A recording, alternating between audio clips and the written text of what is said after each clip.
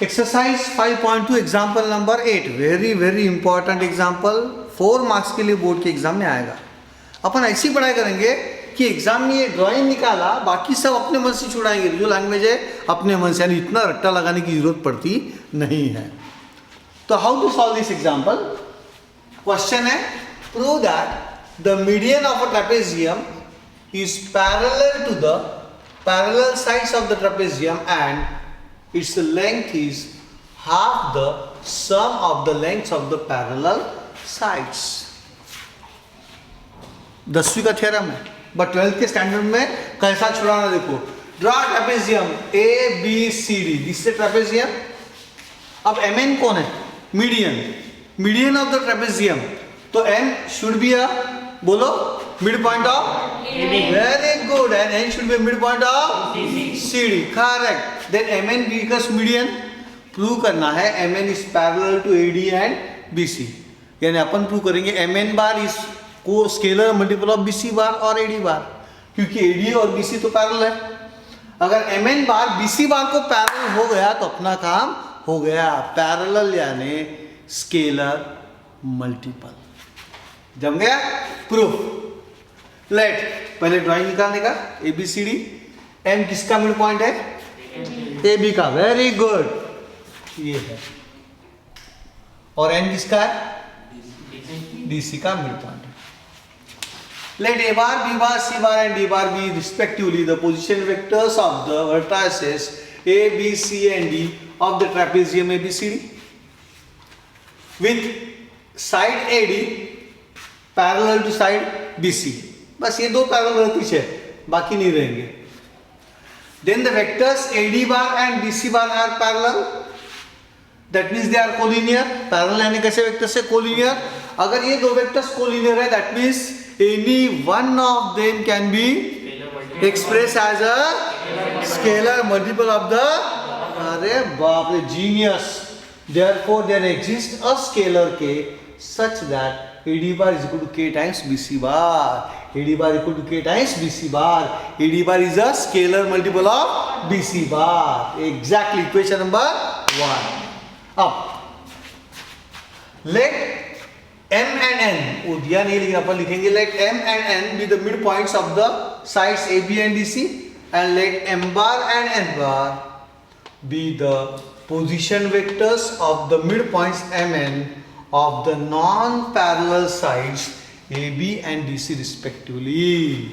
Let small m bar and small n bar be the position vectors of the midpoints M and N of the non-parallel sides AB and DC respectively. Then segment MN is the median of the trapezium. 10वीं के concept भी clear हो गए। MN कौन है? Median of the trapezium. MN कौन है? Median of the trapezium. Median क्यों है? ये M ए बी का मिड पॉइंट, ये N डी सी का, इसलिए इसको बोलते हैं मीडियन। क्या बोलते हैं? Median of the trapezium. Now M किसका मिड पॉइंट है? ए बी का, तो स्मॉल m बार कितना आएगा? a bar plus b bar upon 2। Therefore by mid point formula small m bar equal to a bar plus b bar upon 2। Small n bar कितना आएगा? Very good, yes, very good. Small n bar equal to c bar plus d bar upon 2 या d bar plus c bar upon 2. m bar is a bar plus b bar upon 2 and n bar is d bar plus c bar upon 2. Now सब अपने मन से करना है, रट्टा लगा के जाने का नहीं है, कंसेप्ट से जाने का। क्या शो करना है मेरे को? mn is parallel to AD and BC, but AD is parallel to BC है, पहले से ही है। तो अगर mn BC को पैरेलल हो गया तो AD को भी पैरेलल रहेगा, यानी अपना पहला पार्ट थ्योरम का प्रूव हो जाता है। पहला पार्ट क्या है? Median of a trapezium is parallel to the parallel sides of the trapezium, यानी MN is parallel to AD and BC prove करना है। तो मैं क्या करूंगा? I will find vector MN bar. How will I find vector MN bar? n bar minus m bar, और n bar अपने को पता है। MN bar is equal to n bar minus m bar. Okay, what is n bar? d bar plus c bar upon 2 minus m bar यानी कौन? a bar plus b bar upon 2। यहाँ देखने की जरूरत भी नहीं, यहाँ भी देख सकते हो। क्या है? mn बार यानी कौन? N bar minus M bar, very good, N bar minus M bar, तो एन बार यानी D bar plus C bar upon two, M bar यानी A bar plus B bar upon two. अब LCM 1/2 आ गया, तो D bar plus C bar minus A bar minus B bar हो गया। अब किसको कैसे पास में लाना है, ये आपको क्या प्रूव करना है इससे पता चलता है। क्या शो करना है मेरे को, M N bar is parallel to either A D bar और बी सी बार। ए डी बार यानी डी बार माइनस ए बार और बी सी बार यानी सी बार माइनस बी बार, तो मैं ए और डी पास में लाऊंगा, करेक्ट है। तो ये हो गया D bar minus A bar plus C bar minus B bar. This is 1/2 in bracket, what is it, D bar minus A bar, बिल्कुल सही है, very good.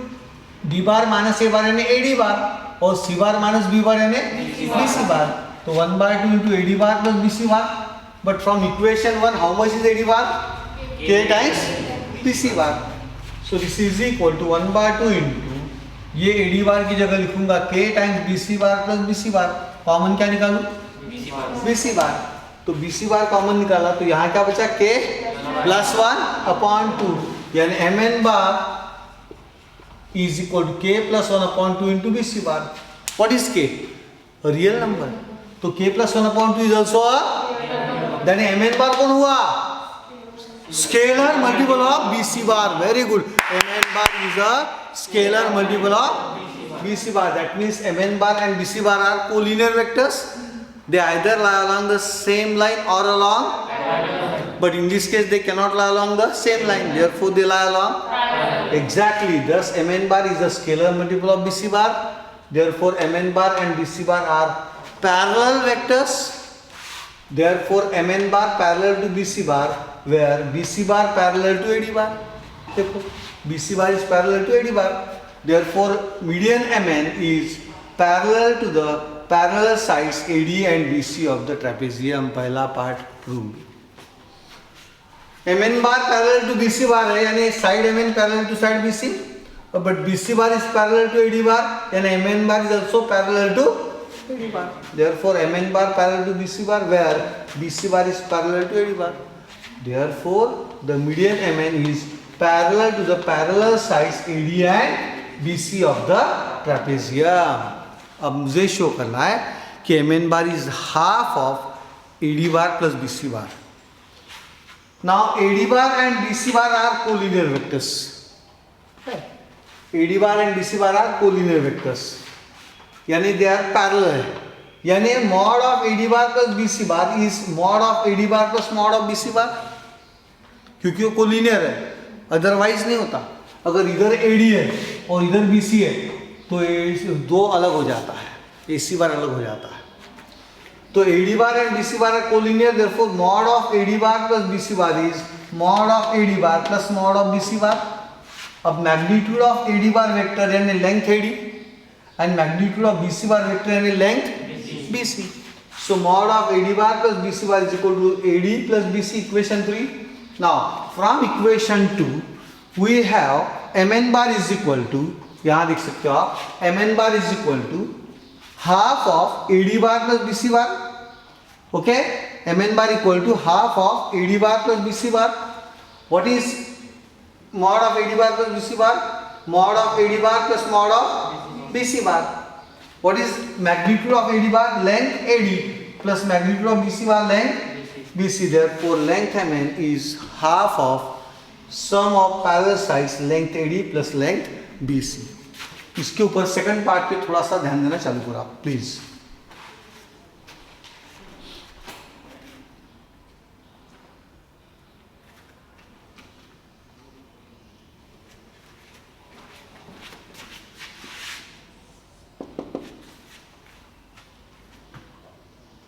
Second part, so I repeat second part.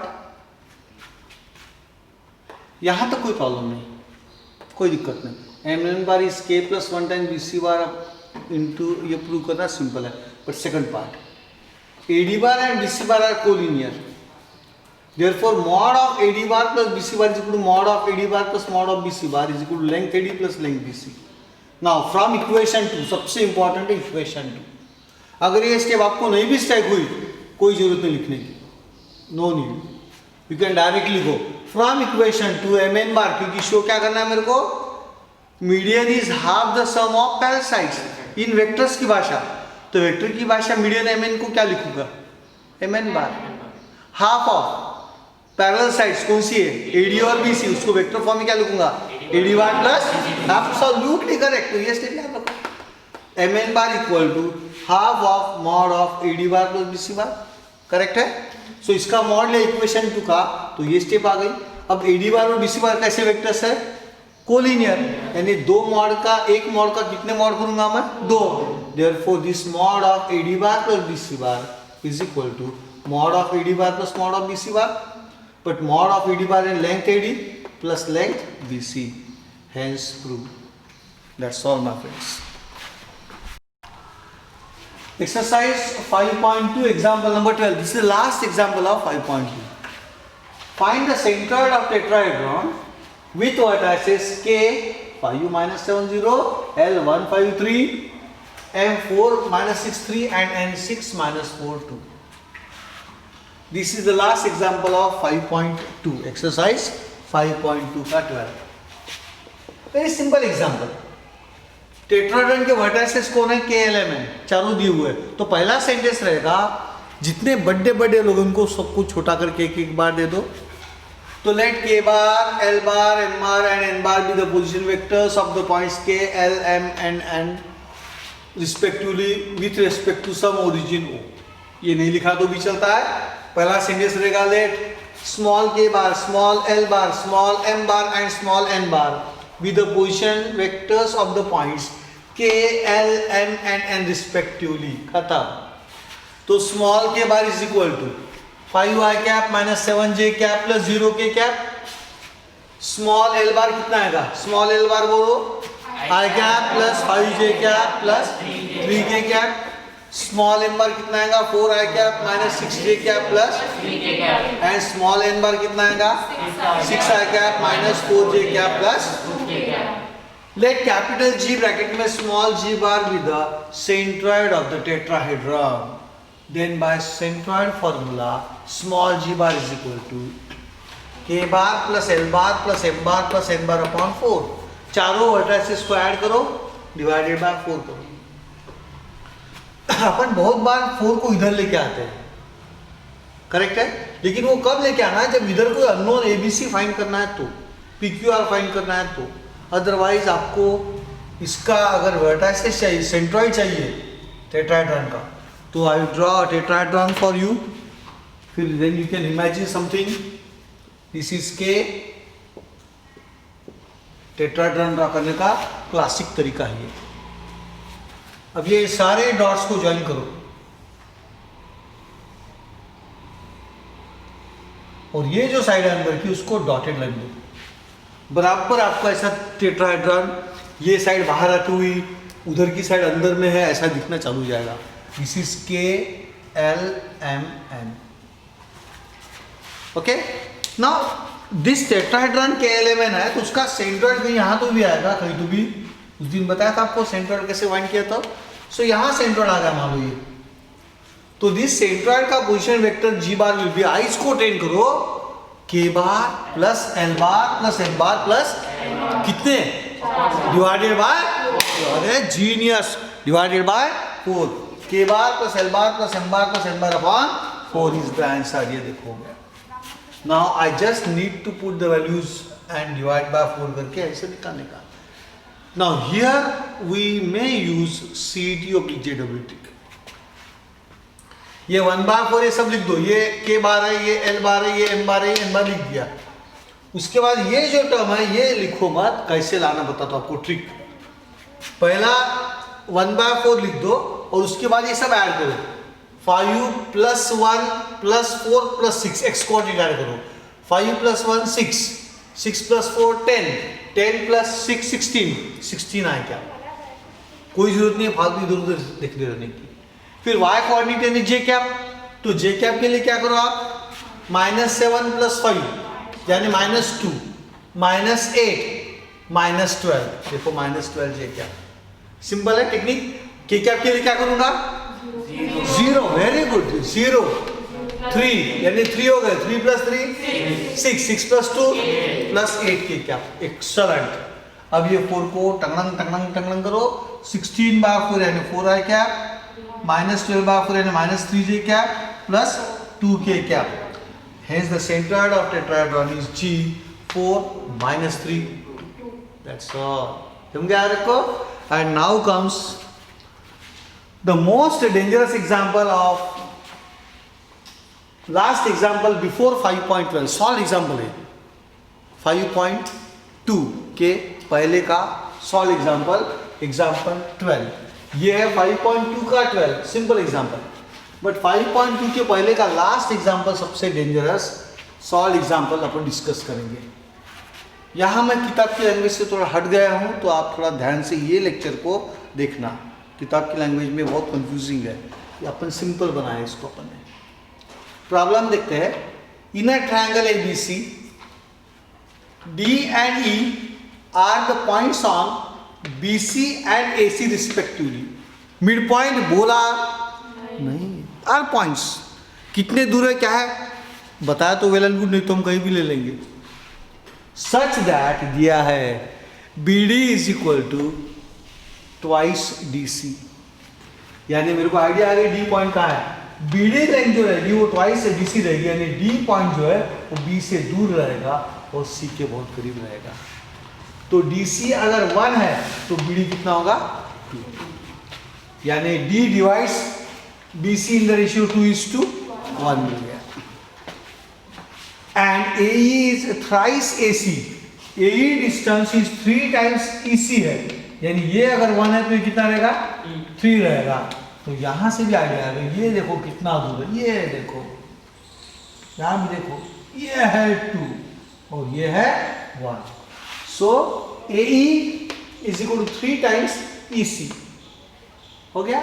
Late P be the point of intersection of AD and BE, फिर AD join किया, BE join किया और उसके point of intersection को नाम क्या दिया P।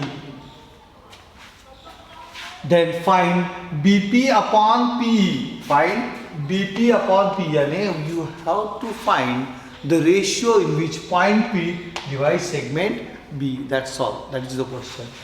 Using vector method. Using vector method. Now, answer. फिर वही अपना कंसेप्ट ड्राइंग निकाला अपन इस तरह से। D यहाँ क्यों निकाला, क्योंकि उन्होंने क्या बोला था BD is equal to twice DC, तो ये डबल हो गया इधर distance.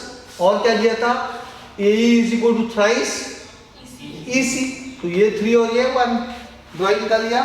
P is the point of intersection of AD and B, वो भी कर दिया अपन ने, समझना करेक्ट है। अब let A bar, B bar and C bar be the position vectors of points A, B and C respectively with reference to some origin O. D divides BC. D divides BC in the ratio 2:1. Sir ये कैसा है, तो कोई दिया नहीं था। Okay दिया नहीं तो को समझाता हूँ। BD is equal to twice DC. Therefore BD upon DC is equal to 2. मानता है तू? 2 को लिखूंगा 2/1। What does it mean? D cancel करो, D divides BC in the ratio, excellent, in the ratio, correct, ये टेक्निक है। D divides BC in the ratio 2:1, okay? Now D divides BC in the ratio 2:1 and E divides AC, E divides AC in the ratio 3:1। अब आपको सिर्फ section formula apply करना है। Therefore by section formula missile लेके जाओ पाकिस्तान के ऊपर attack करने के लिए, स्मॉल d बार बोलो, 2c बार 1 बिल्कुल सही upon correct, small d bar is equal to 2c bar plus 1b bar upon 2 + 1, और 2 + 1 कितना होता है 3। स्मॉल e बार कितना आएगा 3, देखो small equal to 3c bar plus 1a bar upon 3 + 1 कितना होता है 4। तो इसको तो यहाँ एरो दे सकता हम लोग। चलो मिसाइल लेके आते हैं। थ्राइस पावरफुल मिसाइल लेके गए, पाकिस्तान के ऊपर अटैक किया। पाकिस्तान ने एक चिल्लू पिल्लू मिसाइल भेजा जिससे कुछ ज़्यादा फर्क पड़ने वाला नहीं है, उन्होंने अपने ऊपर अटैक किया। तो स्मॉल ई बार कितना होगा 3c bar plus 1a bar upon 3 plus 1 कितना होता है 4, 3c बार प्लस 1a बार, 1a बार यानी कौन a बार, तो चलो ठीक है upon 3 plus 1 that is 3c bar plus a bar upon 4 हो गया। जो दिया है उसको यूज किया। अब क्या फाइंड करना है bp अपॉन p, यानी क्या फाइंड करना है, find the ratio in which point p divide segment b in some ratio. क्या लेंगे रेशियो, अरे genius my talented students, genius. Let p divides b, let point p divides b in the ratio k:1, internal ही रहेगा लेकिन बोलने का नहीं। Let point p divides b in the ratio k:1, therefore फिर एरो लेके जाओ, स्मॉल कौन, स्मॉल कौन p bar, very good, p bar is equal to arrow लेके जाओ k p bar 1 p bar upon, absolutely correct, very good. Therefore small p bar is equal to k e bar plus 1 b bar upon k plus 1। Small p bar is equal to k e bar plus 1 b bar upon k plus 1। But how much is b e bar, 3c bar plus a bar upon 4। तो यहाँ e बार की value डाल दिया k in bracket 3c bar plus a bar upon 4 plus b बार। अब next step में क्या होगा, ये 4 नीचे आएगा, लेकिन कब नीचे आएगा, ये 4 से b बार को मल्टीप्लाई करने के बाद। वेरी गुड अंश, वेरी गुड। यानी पर एलसीएम लेंगे तो होगा k in bracket 3c bar plus a bar plus 4b bar upon 4 in bracket k plus 1, absolutely correct, very good.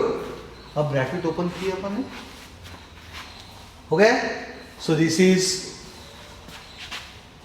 Thrice kc bar, but लिखते हुए मैं a बार पहले लिखूंगा। आइडिया देखो, क्योंकि मैं components of a bar b bar c bar equate करने वाला हूं, तो a बार का कंपोनेंट कौन आएगा k a बार, फिर कौन आएगा 4b बार, फिर होगा thrice k into c bar upon 4 in bracket k plus 1। LCM लेने के बाद यहाँ चला गया। सो लिखते हुए पहली की कौन सी टर्म लिखा, k a bar plus 4b bar plus thrice k into c bar upon 4 in bracket k plus 1, equation number.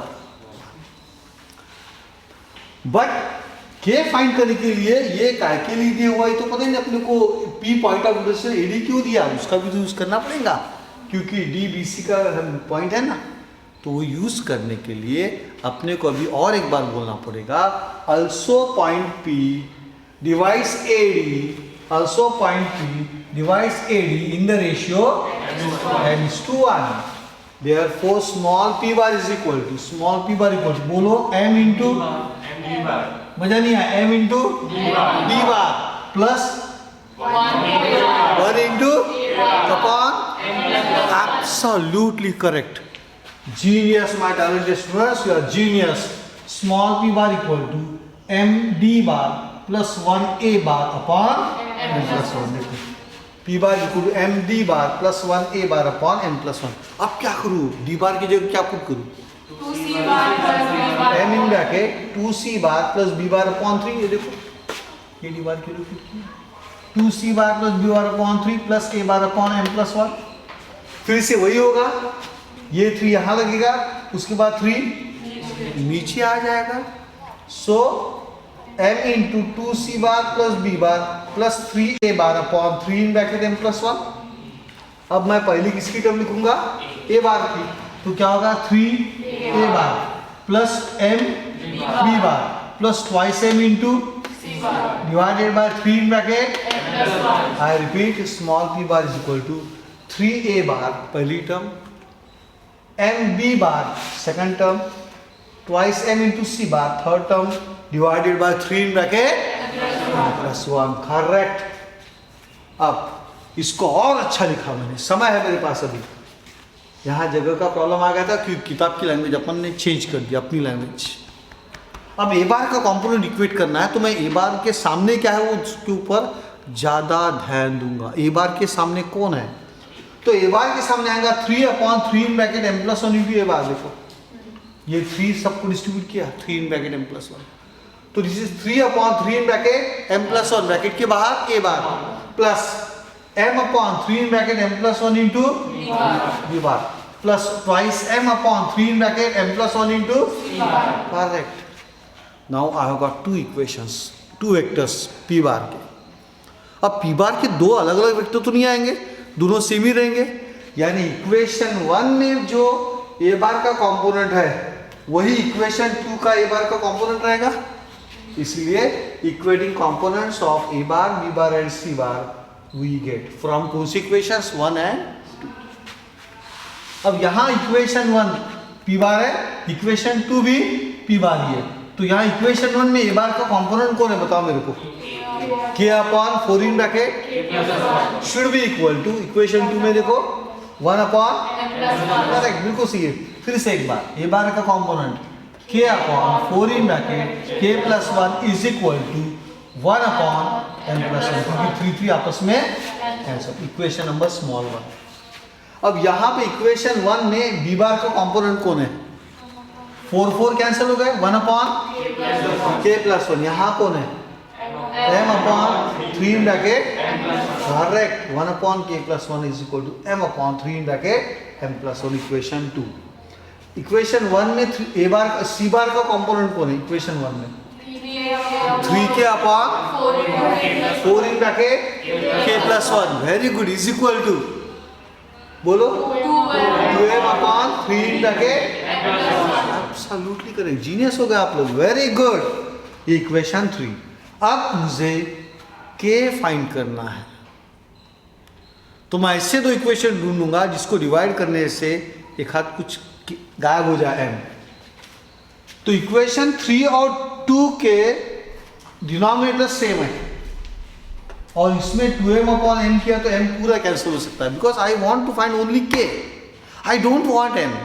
क्योंकि क्वेश्चन क्या है I want bp upon p यानी आई वॉन्ट रेशियो k:1 यानी आई वॉन्ट k. m की जरूरत नहीं है तो m को एलिमिनेट करो. उसके लिए एक ही ऑप्शन बचता है इक्वेशन 3 माइनस इक्वेशन 2 क्योंकि दोनों का सेम है डिनोमिनेटर और ये 2m अपॉन m किया तो m भी कैंसल हो जाता है. फिर k बचता है फिर अपना. तो देखो यहाँ लिखा है मैंने उधर. हाँ डिवाइडिंग इक्वेशन 3 बाय इक्वेशन 2. फिर से एक बात डिवाइडिंग इक्वेशन 3 बाय इक्वेशन 2. तो इक्वेशन 3 का एलएचएस क्या है 3k upon 4 in bracket k plus 1 3k upon 4 in bracket. अब इसके नीचे अपॉन नहीं किया मैंने, इसको क्या किया उल्टा करके मल्टीप्लाई किया तो क्या होगा ये k प्लस 1 अपॉन 1 ये कैंसिल हो गया इज इक्वल टू. अब इक्वेशन 3 का आरएचएस बिल्कुल लिख दो वैसे का वैसे 2m अपॉन 3 इन ब्रैकेट वैसे का वैसे लिखा. उसके बाद यहाँ का आरएचएस को उल्टा करके नहीं उल्टा करके multiply. Very good Ritul very good. तो उल्टा करके मल्टीप्लाई करूंगा तो 3 in bracket m plus 1 upon m correct है. देखो इक्वेशन 3 का RHS 2m upon 3 in bracket m plus 1 equation 3 का आरएचएस डिवाइडेड बाय इक्वेशन 2 का आरएचएस. डिवाइड नहीं करूंगा मल्टीप्लाई करके उल्टा करके मल्टीप्लाई करूंगा तो इक्वेशन 2 का आरएचएस उल्टा करो 3 in bracket m plus 1 upon m 3 in bracket m plus 1 upon m. ये कैंसिल हुआ m प्लस 1 ये पूरा ही कैंसिल होगा और ये भी m और ये भी m आपस में कैंसिल. तो क्या बचा 3k upon 4 is equal to 2. So ये इधर चला गया तो k is equal to 8 upon 3. k is equal to 8 upon 3 यानी point p divides b in the ratio 8/3:1. 8/3:1 को दोनों साइड को 3 से मल्टीप्लाई करो तो आता 8:3 and therefore bp upon p is equal to 8 upon 3 is the answer. What an example, what an example.